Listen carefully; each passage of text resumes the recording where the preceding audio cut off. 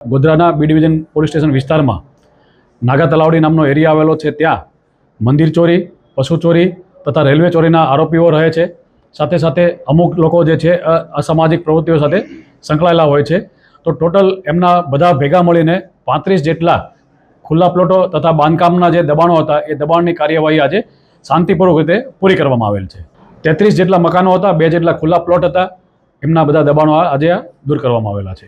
અત્યાર સુધીમાં અમારા જે આંકડા છે એમાં 8 આરોપીઓ છે કે જેના વિરુદ્ધમાં પશુ ચોરી, મંદિર ચોરી અને રેલવે ચોરીના જે આરોપી છે એના સિવાયના બીજા છે એ ગેરકાયદેસર પ્રવૃત્તિ કરવાની ટેવવાળા છે, એ લોકોના મકાનોના દબાણો દૂર કરેલા છે। આ કાર્યવાહી છેલ્લા 20 દિવસથી અમારી ચાલતી હતી અને કલેક્ટર સરશ્રી તથા અમારા ઉપરી અધિકારીશ્રી તથા લોકલ જે ટીમ છે, નગરપાલિકા છે, ઉપરાંતમાં આરોગ્યની ટીમ છે, એક્ઝિક્યુટિવ મેજિસ્ટ્રેટ છે, આ બધાને સાથે રાખી અને પહેલાં માપણી બધી કરાવેલી હતી। આ બધી પ્રોસિજર પૂર્ણ થઈ ગયેલી હતી અને આ જે નવરાત્રિના દરમિયાન આજનો આજે આપણે પર્વ છે એ પર્વને અનુલક્ષીને કે આવા લોકોને ભવિષ્યમાં એમને જ્ઞાન મળે કે આપણે કોઈપણ પ્રકારની અસામાજિક પ્રવૃત્તિ કરશું, કાયદો અને વ્યવસ્થાને બગાડવા માટે પ્રયત્ન કરશું તો આપણા ઘર પણ તૂટી શકે છે।